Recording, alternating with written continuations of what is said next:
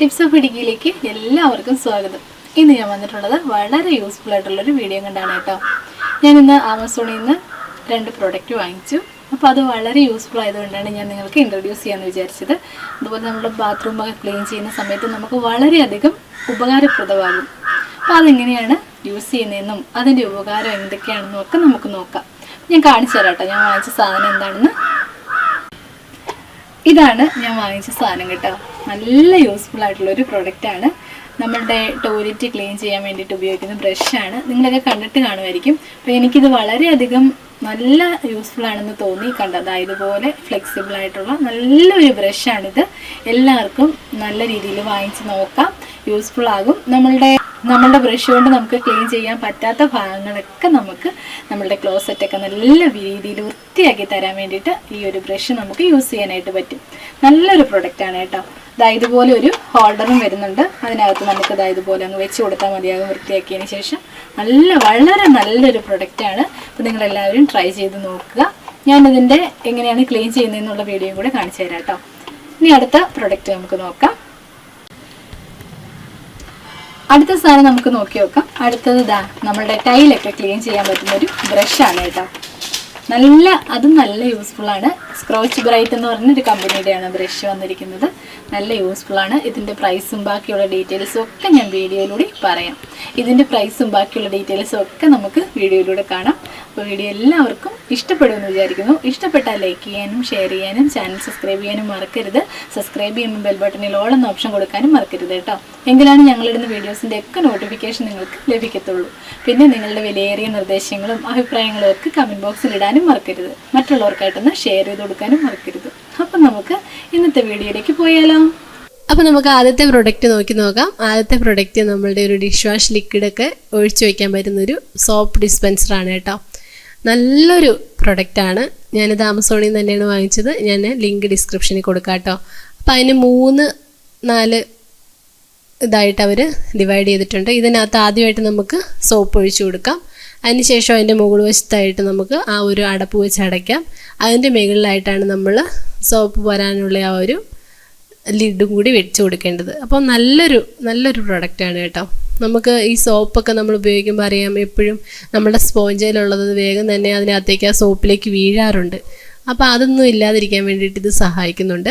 പിന്നെ നമുക്ക് കവറുകളിൽ വാങ്ങിക്കുന്ന സോപ്പ് ആണെങ്കിലും ഇപ്പം കുപ്പികളിലല്ലെങ്കിൽ നമുക്കിതിനകത്തേക്ക് ഒഴിച്ചതിന് ശേഷം യൂസ് ചെയ്യാനായിട്ടും പറ്റും.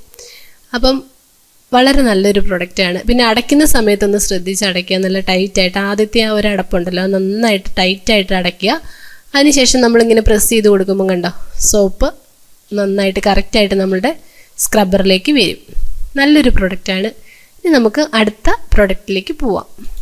ഇനി നമുക്ക് നമ്മളുടെ ബാത്റൂമൊക്കെ ഒന്ന് ക്ലീൻ ചെയ്യാം. ആദ്യമായിട്ട് ഞാൻ ചെയ്യുന്നത് നമ്മളുടെ ഒരു ലിക്വിഡ് നമ്മൾ തന്നെ ഉണ്ടാക്കുന്ന ഒരു ലിക്വിഡ് ഉണ്ടാക്കിയെടുക്കുക എന്നുള്ളതാണ് കേട്ടോ.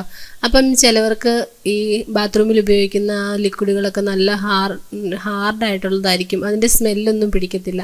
അപ്പോൾ ആ ഒരു അവസരത്തിൽ നിങ്ങൾക്ക് ഇതൊന്ന് ട്രൈ ചെയ്ത് നോക്കാം. ആദ്യമായിട്ട് ഞാൻ ഒഴിച്ചു കൊടുക്കുന്നത് വിനാഗിരിയാണ്. അതിനുശേഷം ഞാൻ ഒഴിച്ചു കൊടുക്കുന്നത് നമ്മളുടെ ഡെറ്റോൾ ഉണ്ടല്ലോ, ഡെറ്റോൾ ഒരടപ്പും കൂടെ ഒഴിച്ചു കൊടുക്കാം. പിന്നെ ഞാൻ യൂസ് ചെയ്യുന്നത് കംഫോർട്ടാണ് കേട്ടോ.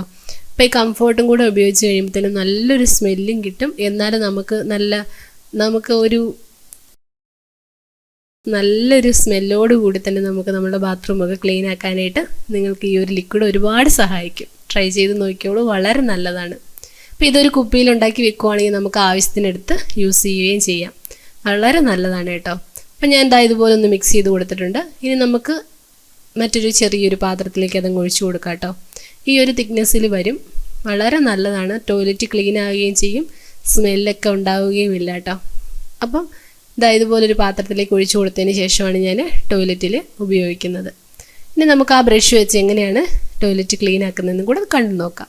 ഇതാണ് ബ്രഷ്. ഞാൻ കാണിച്ചു തന്നല്ലോ മുമ്പേ തന്നെ. നല്ലതാണ്.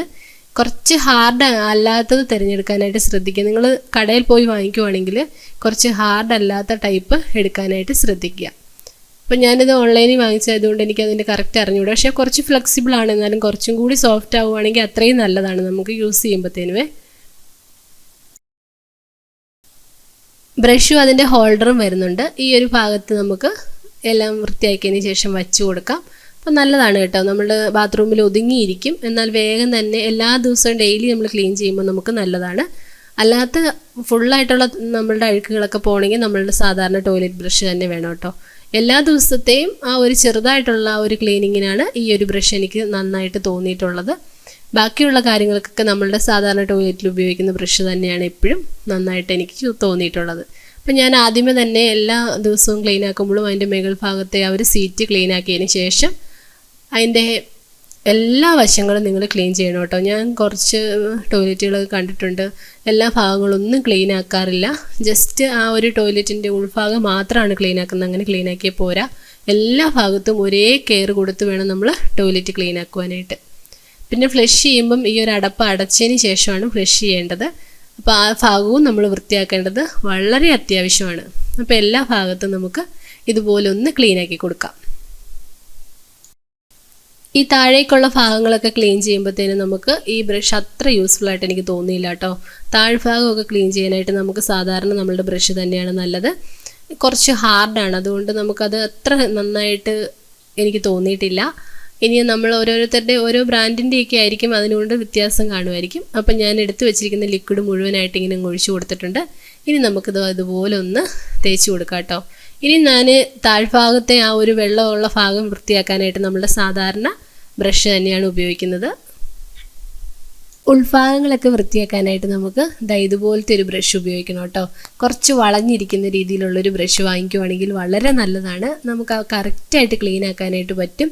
അപ്പം വാങ്ങിക്കുന്ന സമയത്ത് ടോയ്ലറ്റ് ബ്രഷുകൾ തിരഞ്ഞെടുക്കുമ്പോഴും ശ്രദ്ധിക്കുക. വളരെ നന്നായിട്ട് നമുക്ക് ക്ലീനിങ് ആക്കുകയാണെങ്കിൽ ഇതുപോലത്തെ ബ്രഷ് തന്നെ നിങ്ങൾ യൂസ് ചെയ്യാനായിട്ട് ശ്രദ്ധിക്കുക.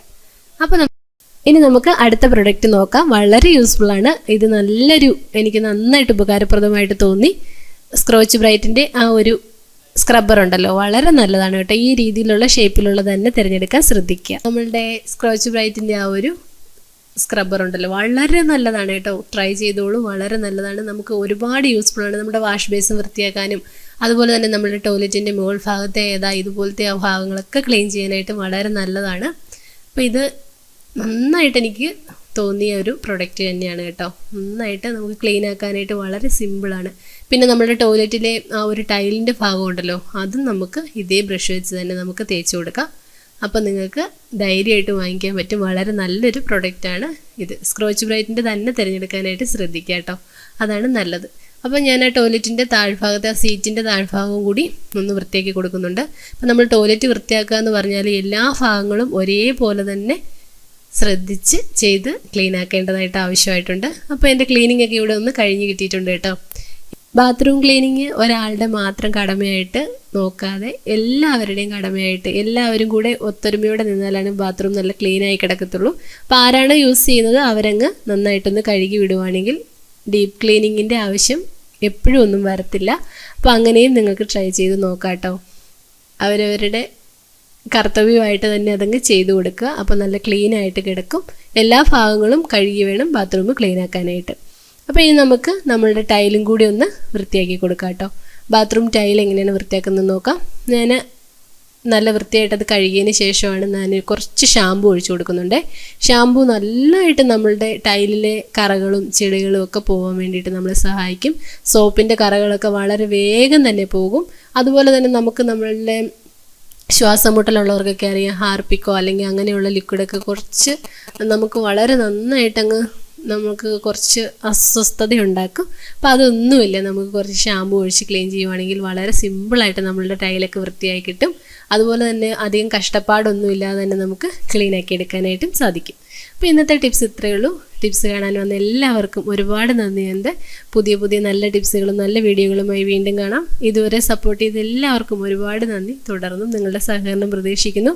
ഇഷ്ടപ്പെട്ടാൽ ഷെയർ ചെയ്ത് മറ്റുള്ളവരിലേക്ക് എത്തിക്കാൻ മറക്കരുത്. മറ്റൊരു നല്ല വീഡിയോയുമായി വീണ്ടും കാണാം. Thanks for watching.